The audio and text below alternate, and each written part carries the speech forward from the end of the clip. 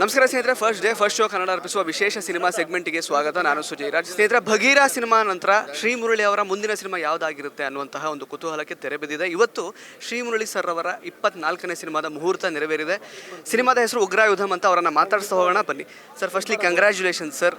ಬಂಡೆ ಮಹಾಕಾಳಿ ದೇವಸ್ಥಾನದಲ್ಲಿ ಸಿನಿಮಾದ ಮುಹೂರ್ತ ನೆರವೇರುವಂಥದ್ದು, ಜೊತೆಗೆ ಉಗ್ರಾಯುಧಂ ಅನ್ನುವಂತಹ ಒಂದು ಸ್ಟ್ರಾಂಗ್ ಟೈಟಲ್ ಇಟ್ಟಿರುವಂಥದ್ದು. ಸೊ ಏನು ಹೇಳಕ್ಕೆ ಇಷ್ಟಪಡ್ತೀರಾ ಸರ್ ಅದರ ಬಗ್ಗೆ? ಏನಿಲ್ಲ, ಜಸ್ಟ್ ಖುಷಿ ಆಗುತ್ತೆ. ಇವತ್ತು ಅನೌನ್ಸ್ ಮಾಡಿದ್ವಿ ಎಲ್ಲರ ಮುಂದೆನೂ. So that's a good thing. ನಿಮಗೆಲ್ಲ ಇಷ್ಟ ಆಗಿದೆ ಅಂತ ಅಂದ್ಕೊಂಡಿದ್ದೀವಿ. ಸೊ ಇನ್ನು ನೆಕ್ಸ್ಟ್ ಏನಿದ್ರು ಶೂಟಿಂಗು ಕೆಲಸ ಆ ಥರ. ಸರ್, ಉಗ್ರಾಯುಧಂ ಟೈಟಲಲ್ಲೇ ಒಂದು ಪವರ್ ಇದೆ, ಒಂದೇನೋ ಒಂದು ಸ್ಟ್ರಾಂಗ್ ಒಂದು ಅಪೀಲ್ ಇದೆ ಸಿನಿಮಾದ ಟೈಟಲ್ನಲ್ಲೇ. ಸೊ ಉಗ್ರಂ ಕೂಡ ಸೇರಿದೆ ಆ ಒಂದು ಟೈಟಲ್ನಲ್ಲಿ. ಸೊ ಅದಕ್ಕೇನಾದರೂ ಕನೆಕ್ಷನ್ ಇರುತ್ತಾ? ಸೊ ಹಾಗಾಗಿ ಈ ಸಿನಿಮಾಗೆ ಆ ರೀತಿ ಹೆಸರಿಟ್ಟಿದ್ದ ಹೇಗೆ ಸರ್ ಅಂತ? ಇಲ್ಲ, ಉಗ್ರಂ ಬೇರೆ, ಉಗ್ರಾಯುಧಂ ಬೇರೆ. ಉಗ್ರಾಯುಧಂ ನಾವು ಒಂದು 600-700 ವರ್ಷದಿಂದ ಹೋಗ್ತಾ ಇದ್ದೀವಿ. ಸೊ ಅದಕ್ಕೆ ಸಂಬಂಧಪಟ್ಟಂಥ ಒಂದು ಕತೆ. ಅಫ್ಕೋರ್ಸ್ ಹೂವಿಂದ ಉಗ್ರಂ ಸ್ಟಾರ್ಟ್ ಆಗಿದೆ, ಹೂವಿಂದ ಉಗ್ರಾಯುಧಂ ಅಂತ ಒಂದು ಬಂದಿದೆ. ಸೊ ಹಾಗಾಗಿ ಎರಡು ನನ್ನ ಟೈಟ್ಲೇ ಆಗಿರೋದ್ರಿಂದ ಆ ಒಂದು ಒಲವು ಪ್ರೀತಿ ನಿಮಗೆಲ್ಲ ಬರಬಹುದು. ಬಟ್ ಆದ್ರೂ 2 ಡಿಫ್ರೆಂಟ್ ಫಿಲ್ಮ್ಸ್ ಇದು. Sir, since this is set in 7th century ನೀವು ಹೇಳಿದಾಗೆ, ಸೊ ಹಿಸ್ಟಾರಿಕಲ್ ಸಿನಿಮಾ ಆಗಿರುತ್ತೆ ಇದು. ಸೊ ಐತಿಹಾಸಿಕ ಸಿನಿಮಾಗಳಿಗೆ ಅವರದೇ ಆದಂಥ ಒಂದು ಸ್ಟ್ಯಾಂಡರ್ಡ್ಸ್ನ ಸೆಟ್ ಮಾಡಿಟ್ಟಿದ್ದಾರೆ ಆಗಲೇ. ಸೊ ನಿಮಗೆ ಈ ರೀತಿಯ ಒಂದು ಪಾತ್ರ ಪ್ಲೇ ಮಾಡಲಿಕ್ಕೆ ಸೊ ಎಷ್ಟು ಚಾಲೆಂಜಿಂಗ್ ಅಂತ ಅನಿಸುತ್ತೆ? ಸೊ ನಿಮಗೆ ಎಷ್ಟು ಇಷ್ಟ ಈ ರೀತಿಯ ಪಾತ್ರ ಮಾಡೋದು ಅಂತ? ನನಗೆ ಈ ಥರ ಪಾತ್ರಗಳು ಮಾಡೋಕ್ಕೆ ಬಹಳ ಇಷ್ಟ. ಅಫ್ಕೋರ್ಸ್ ತುಂಬ ಚಾಲೆಂಜಿಂಗು. ನಮ್ಮ ದೊಡ್ಡ ಮಾಮನವರೆಲ್ಲ ಡಾಕ್ಟರ್ ರಾಜ್ಕುಮಾರ್ ಅವರು ಮಾಡಿದ ಸಿನಿಮಾಗಳಲ್ಲಿ, ಆ ಕಾಲದಲ್ಲಿ ಅವ್ರು ಮಾಡಿದಂಥ ಸಿನಿಮಾಗಳನ್ನ ಅದನ್ನು ಯಾರೂ ಮ್ಯಾಚ್ ಮಾಡೋಕ್ಕಾಗಲ್ಲ. ಮತ್ತು ನಾವೆಲ್ಲ ಟ್ರೈ ಮಾಡಿದ್ರು ಮ್ಯಾಚ್ ಮಾಡೋಕ್ಕಾಗಲ್ಲ. ನಮಗಿರೋ ಅಂಥ ಸೌಲಭ್ಯಗಳಲ್ಲಿ, ಇವತ್ತು ನಮಗಿರೋ ಅಂಥ ಟೆಕ್ನಾಲಜಿಗಳಲ್ಲಿ, ನಮಗಿರೋ ಐಡಿಯಾಗಳಲ್ಲಿ ನಾವು ಹೇಗೆ ಸಿನಿಮಾ ಮಾಡ್ತೀವಿ ಅನ್ನೋದೇ ಒಂದು ದೊಡ್ಡ ಚಾಲೆಂಜ್ ನಮಗೂ ಸಹ.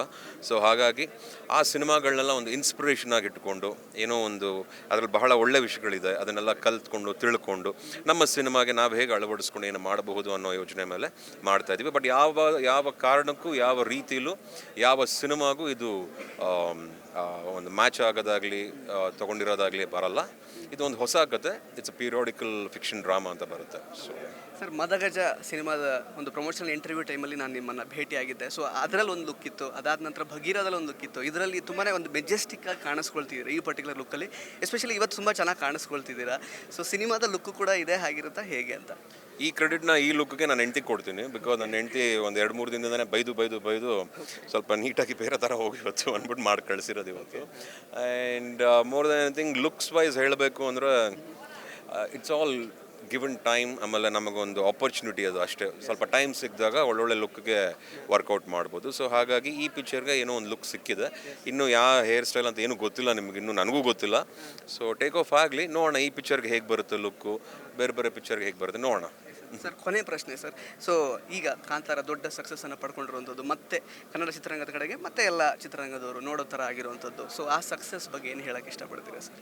ಅದು ನಮ್ಮ ಸಕ್ಸಸ್ ಅಂತ ಹೇಳಕ್ಕೆ ಇಷ್ಟಪಡ್ತೀನಿ. ಒಂದು ಕನ್ನಡ ಇಂಡಸ್ಟ್ರಿ, ನಮ್ಮ ಒಂದು ತಂಡ, ಆ ಪಿಕ್ಚರ್ ಇವತ್ತು ಅಕ್ರಾಸ್ ಇಂಡಿಯಾ ಕೂಗ್ತಾ ಇದೆ, ಹೆಸರು ಮಾಡ್ತಿದೆ ಅಂದರೆ ನಾವೆಲ್ಲ ಹೆಮ್ಮೆ ಪಡಬೇಕು, ನಾವೆಲ್ಲ ಖುಷಿ ಪಡಬೇಕು. ಆ್ಯಂಡ್ ದ ಎಂಟೈರ್ ಟೀಮ್ಗೆ ನಾನು ಆಲ್ ದಿ ಬೆಸ್ಟ್ ವಿಶಸ್ ಹೇಳ್ತೀನಿ. ಆ್ಯಂಡ್ ಅಫ್ಕೋರ್ಸ್ ಆ ಪಿಕ್ಚರ್ ನಿರ್ಮಾಪಕರು ನನ್ನ ಭಗೀರ ನಿರ್ಮಾಪಕರೇ, ನಮ್ಮ ವಿಜಯ್ ಸರ್, ಬಾಳೆ ಫಿಲಮ್ಸು. ಸೊ ಹಾಗಾಗಿ ಏನೇ ಮಾಡೋದು ಚೆನ್ನಾಗಿ ಮಾಡಿರ್ತಾರೆ. ಈ ಪಿಕ್ಚರ್ನೂ ಅಷ್ಟೇ ಅಚ್ಚುಕಟ್ಟಾಗಿ ಮಾಡಿದ್ದಾರೆ. ಗೊತ್ತಾಗ್ತಿದೆಯಲ್ಲ, ಎಲ್ರಿಗೂ ಕಾಣಿಸ್ತಾ ಇದೆ. Already house full. ನನ್ನ ಫ್ರೆಂಡ್ಸು ತುಂಬ ಜನ ಟಿಕೆಟ್ಸ್ ಎಲ್ಲ ಕೇಳಿದ್ರು, ಆ್ಯಂಡ್ ಅವ್ರಿಗೂ ನಾನು ಅರೇಂಜ್ ಮಾಡಿಸ್ಕೊಟ್ಟೆ. ಸೊ ಹಾಗಾಗಿ it's a very good feeling. Thank you so much sir. ಈ ಸಿನಿಮಾಗೂ ಕೂಡ ಆಲ್ ದ ಬೆಸ್ಟ್ ಸರ್. ನಿಮಗೆ ಒಳ್ಳೆಯದಾಗಲಿ, ಆದಷ್ಟು ಬೇಗ ಈ ಸಿನಿಮಾ ಬರಲಿ. Thank you. ಸೊ ಸ್ನೇಹಿತರೆ, ಇದಾಗಿತ್ತು ಶ್ರೀಮುರಳಿ ಅವರ ಮಾತುಗಳು. ಮತ್ತೆ ಭೇಟಿ ಆಗ್ತಾ ಇರೋಣ. ಧನ್ಯವಾದ.